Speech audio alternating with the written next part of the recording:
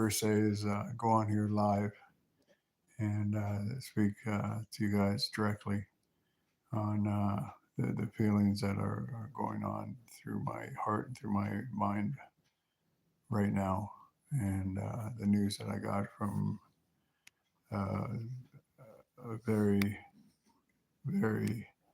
a good friend of mine, and was bad news, and it involves the community safety hosts in Winnipeg, and they're to me right up there now with DCSP. And I promised myself in my heart and soul that I'd never mention their names again. And here we are.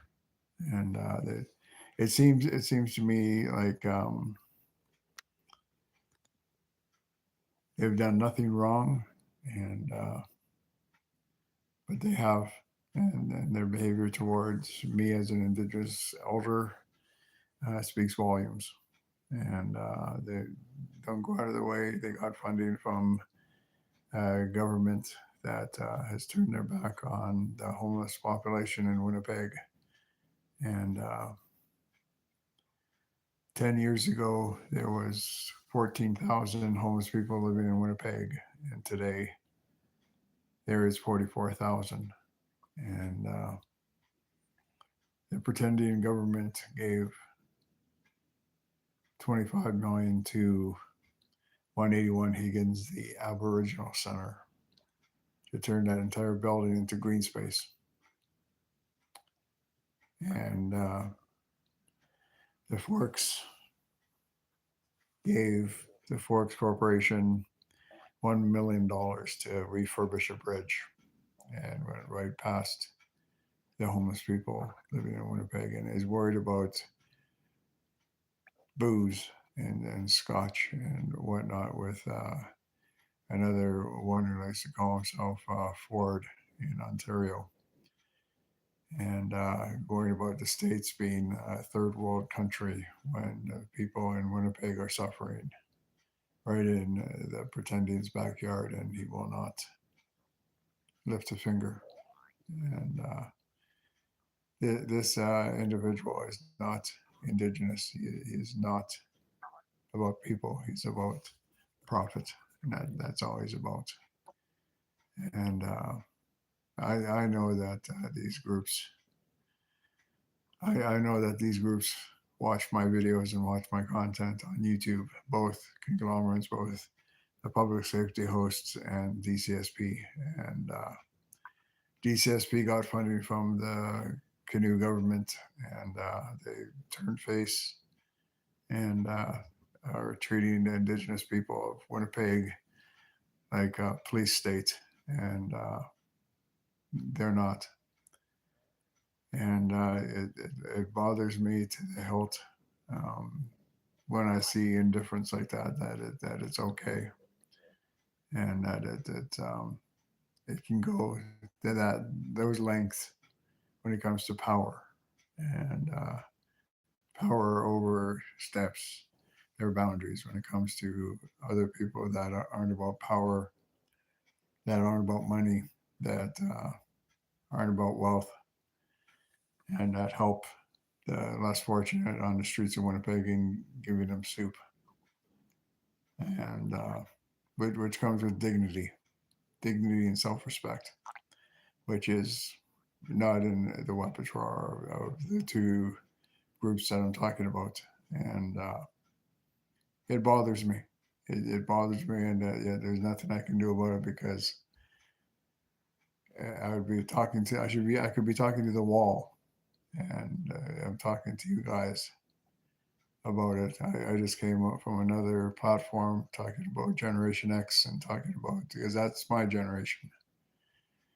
That's the generation I grew up in. Your generation is looking at screens, and thinking that being in front of a screen is going to save your life. It's not. And this is what I tell my children. Where are the 80s?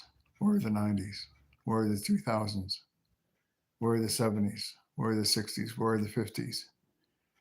Those decades that I just mentioned to you have and had a shelf life. these screens that you're looking at has a shelf life. The internet is not going to be around forever. And when the internet goes away, and I've been saying this for a very long time to those who are listening, when the internet goes away on a global scale, the world is going to tear itself apart.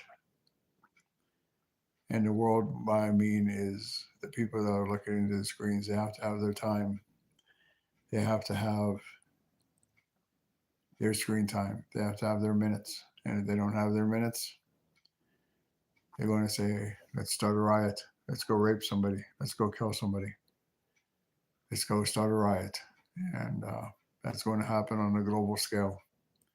Somebody somewhere is going to figure out how to destroy the internet on a global scale.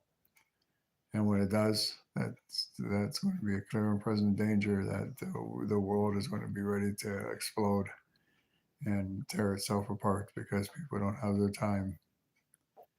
And that's not the generation that I came from. The generation I came from is harmony, self respect, dignity, and honor. I was taught to honor my grandparents. I was taught to respect my grandmother. And because I respected and because I honored my grandparents, is because one of those children out of the 11 that my grandmother raised was my mother.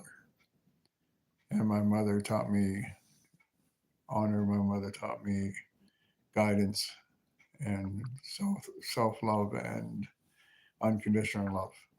And it is something that is taught, like racism, like indifference, is taught. You weren't born racist. You weren't born to come onto this earth and be mean and ugly and indifferent. That is a condition that was taught to you that you didn't know about, and that is like, well, my grandparents were taught this, and my mom and dad were taught this, so why should I falter from it? And it's okay, and it's not okay. And again, that's where the money comes in, the dignity and the self respect. And when it comes to people who is with the community safety hosts in Winnipeg, he sheltered out, he put out himself on the line and helped put himself, put the others that he helped before himself, and would feed the less fortunate. It still feeds the less fortunate today on his own dime. And that is something that is far true, and that comes in small doses when it comes to generosity, kindness, love, and respect and hope. And that was taken away, and you guys failed. It didn't take it away at all. And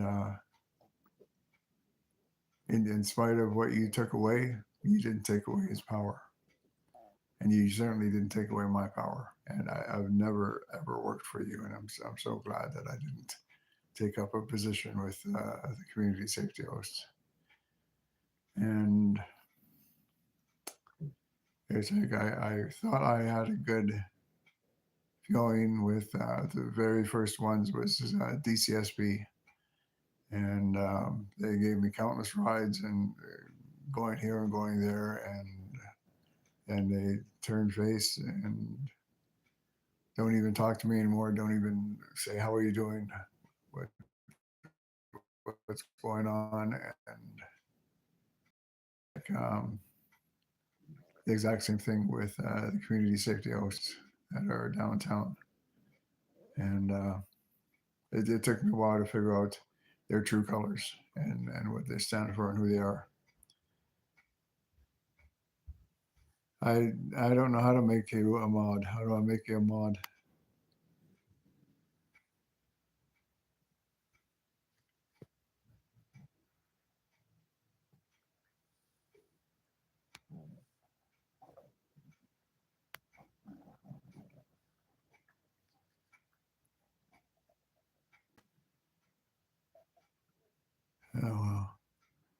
You're sad they're gone.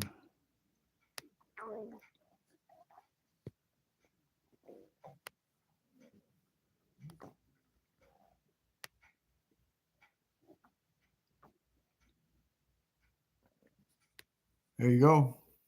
It took me a while to figure that out, but now I got a mod on my channel. Um, oh my gosh, I don't know what the heck's going on here. I'm having problems with my internet.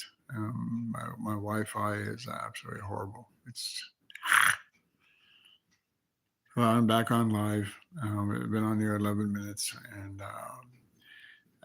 which I haven't had in forever in any time on any space on any live um, platform that I've been on. Has anyone ever asked me to make them MOD, a mod, an MOD? And that kind of goes along with my CRS and my ADD and my FAS. And yet here we are. And hey guys, and am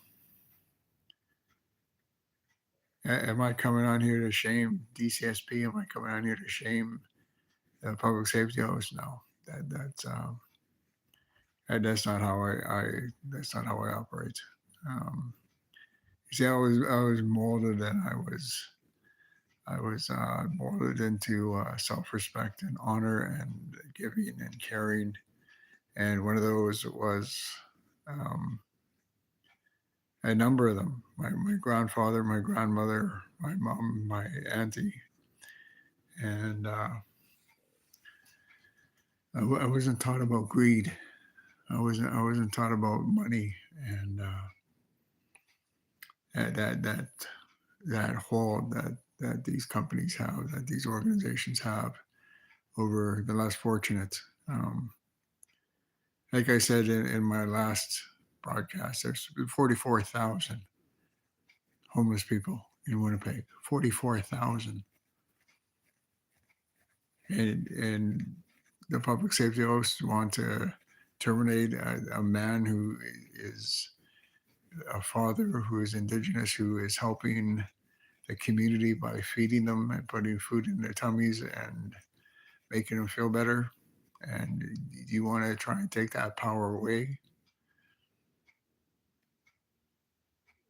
I saw on Facebook on how they relish and how they rave in old shorts from old TV things from ads that how they rant and raved back in the 50s about how Canada was great and Canada was incredible and Canada was awesome.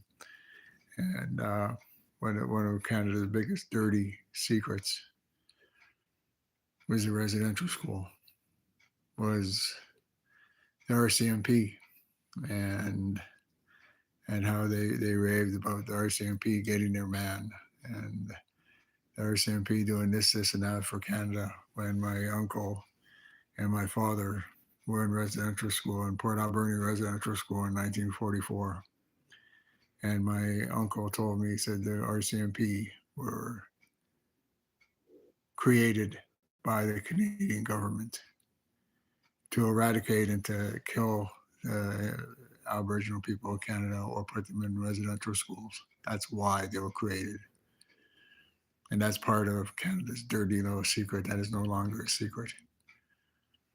So when it comes to organizations like DCSP and the public safety hosts, you have a lot to learn, a ton of information, a ton of wisdom that is right out there, right at your taking, and it is up to you if you want to take it.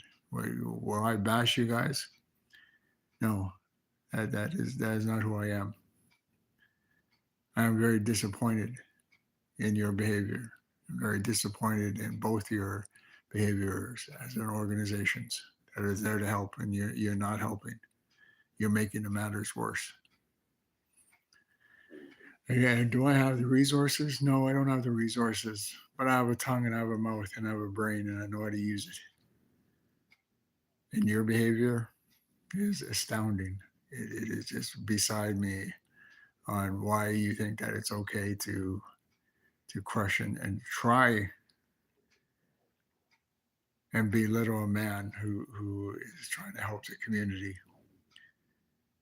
and all because of hours, and all because of his behavior, and it's unacceptable.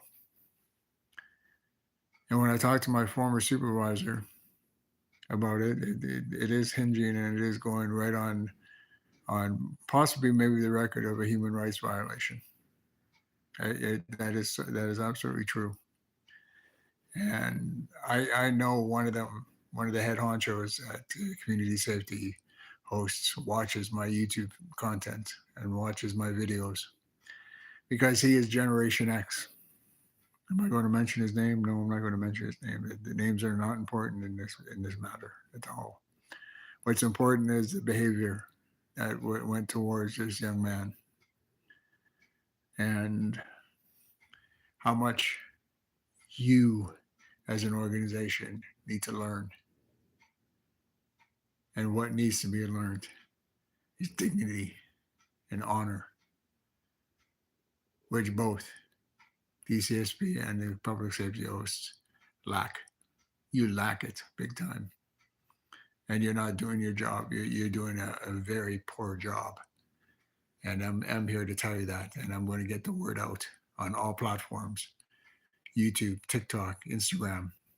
The word's going out, and like I said to each and every one of you that are watching and are listening, I'm not going to bash you.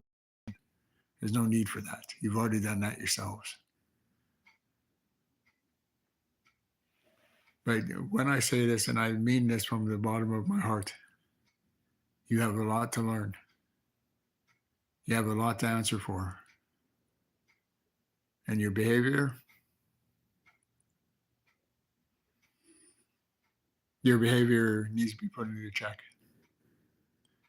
It is not a behavior that we were taught. We weren't taught that. We weren't taught to walk over people and walk over and step on their feelings and thinking that it's okay. Those are the antics of a bully, of a schoolyard bully at recess. That's all it is. They're going to bully you, and they're going to take away your power.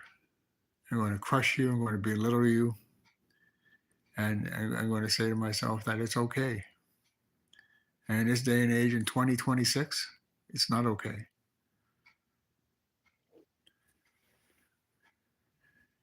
The honor and the respect that I keep on bringing up, that I keep on bringing to your attention and to my attention, is that I was taught by a member of the Order of Canada. He helped open up all the Indian and Métis friendship centers across Canada, starting with Selkirk, Manitoba, and Winnipeg. And the illustrious Yvon Dumont, who was president of the MMF, was jealous that my uncle got the Order of Canada. And the Friendship Center that is long gone had paintings all around it in the Friendship Center. And he said, Brian, and my uncle said, yes, Yvonne, you would never ever have a painting up at the Friendship Center. And my uncle said, why is that? Because you're too proud of your white medal. And that's not all the indifference that he got. My uncle got the indifference also from Northern and Culture Affairs. Right here in Winnipeg. One of his colleagues came up to him and said, Brian, and he said, yes, how are you? You should be dead. I deserve that medal. You don't. So when I first moved here, when I was a little boy of 5 years of age, I fell in love with Winnipeg. And when I fell in love with Winnipeg, finding out that my grandfather, John Orvis, helped put up the Golden Boy on the ledge. He screwed in that Golden Boy, that huge statue that's on the legislative building in Winnipeg. The only statue in existence across Canada that's on the Manitoba legislative building. My grandfather screwed in 1922. My grandfather was 21 years of age when that happened. That's why I fell in love with Winnipeg. And I moved here as a young man. June 1st, 1990. That's how long I've been in Winnipeg. I quickly found out how indifferent Winnipeg can be, how awful that Winnipeg can be, how indifferent that Winnipeg can be. And when I found out on the indifference in Winnipeg, my heart didn't sink, my heart didn't break, because that's not how I was taught. My uncle, who received the Order of Canada in 1975, taught me about indifference. One half of Winnipeg is racist, and the other half of Winnipeg doesn't care. But I told my children that there's always room for hope. There's always room for change. That I'll never falter from that. It's like that I would never falter from saying that community safety hosts in Winnipeg, there's a chance. There's a hope in hell that you guys will change. There's nothing wrong with change. Change is a beautiful thing. Just like that smile that you wear on your face. It doesn't cost anything. I just didn't drip down the storm pipe last night. I come with wisdom, I come with knowledge, and I come with experience. And yes, my skin is brown. And I'm very happy on who I am as an individual. And one of the biggest things that I want to share with you is that I found out pretty quick in my tender that I found out that not everybody in Winnipeg is indifferent. Not everybody dislikes me for who I am because of the color of my skin. And there are people out there that do not see the color of my skin. And there are people out there that care and love and honor and respect for who I am as an individual, for what I have in my heart. And those are the people that I want to stay with. And one of those people, or one of those people, is the man that you let go from the community safety hosts. And he is a genuine, true, loving and caring individual. So, should I say this or should I not say this at my end? I've been on here for 20 minutes. Should I belittle myself and say shame on DCSP and shame on the public safety hosts? No, I'm not going to say that at all. You know what you did, and you think it's okay. You think that in your own right mind that it's okay, and I'm here to tell you that it's not okay. That people have problems, and when people have problems, that comes with either we want to solve the problem or it's not going to be solved at all. And what the public safety hosts did in Winnipeg and what they did to my friend is wrong. And that is a huge mistake. And I'm going to talk to him about it. I'm going to talk to him about the indifference. I'm going to talk to him about a human rights violation. Because one and for all, when it comes down to saying a human rights violation, that's something that the library does not want to hear. That's something that the library doesn't want to deal with. Just like society doesn't want to deal with or listen about racism. Because it's an ugly word. And there is no dignity involved when it comes to racism. There is no love when it comes to racism or harmony. So I'm going to bring that up to my friend when I talk to him because he is on my list of things to do. And one of them is mentioning about the public safety hosts, higher ups on their behavior towards an Indigenous man on a human rights violation. That will be brought up, and I will see what his thoughts are on that. I am not letting this go. And I am not going to go away with my tail between my legs and think that it's okay. That somebody with money and power thinks that it's okay to railroad and run over somebody's feelings and somebody's hopes and dreams. Because that's not how I was raised.